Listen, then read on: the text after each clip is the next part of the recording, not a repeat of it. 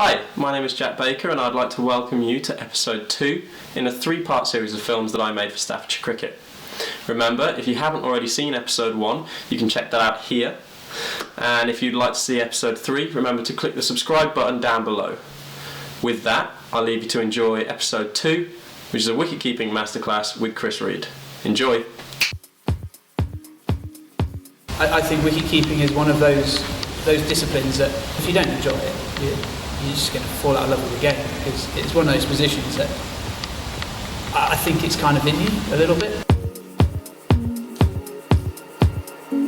Hi, I'm Chris Reed, captain of Nottinghamshire County Cricket Club.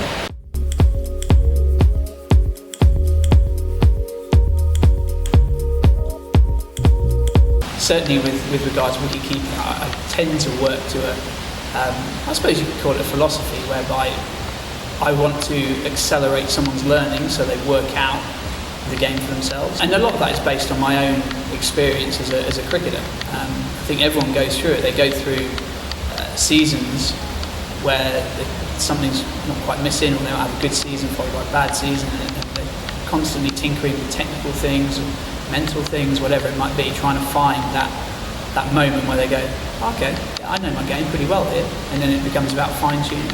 And I think certainly my role as a wicket-keeping coach is to try and accelerate that learning so that they get to that point quicker.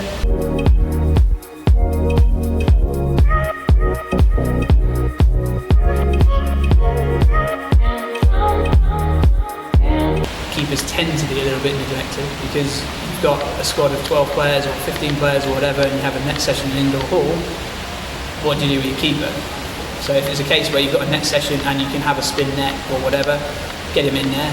If he's not catching anything, or she's not catching anything, then there's a point where it becomes a futile exercise. I'm passionate about wicket keeping. I believe that there should always be a time, sort of 15-minute block or some coaching time devoted to a wicket keeper.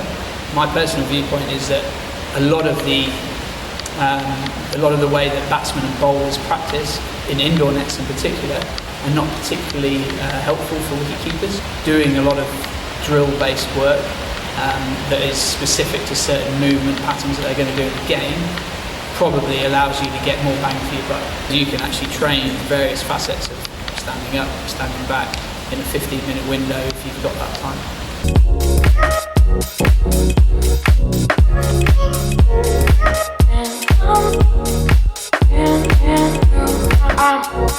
The definition of the role has changed outside. As sad as it might sound, from someone who started out as a specialist keeper, I don't think there is room for a gloveman who cannot bat and score hundreds. That's the situation we're faced with. The danger is that you take a batsman who that's what their primary role is, and you try and turn them into a wicket keeper. If they don't want to do it, it's not going to happen. If they do want to do it, and they do it and they want to try, then you then have to just work with them completely separately and say, well, okay, you're now an all-rounder. This is my belief that you put as much effort into your wicket keeping as you do your batting, because they're equally as important.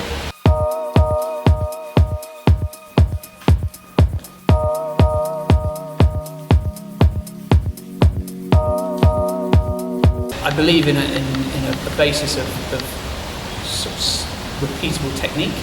At the same time, I'm also aware that people will do things in different ways. So in my head, I've got a sort of core technical blueprint, which I believe are the majority, if not all, of the great wicket keepers will have adhered to. But around that, there are so many different ways of getting the job done.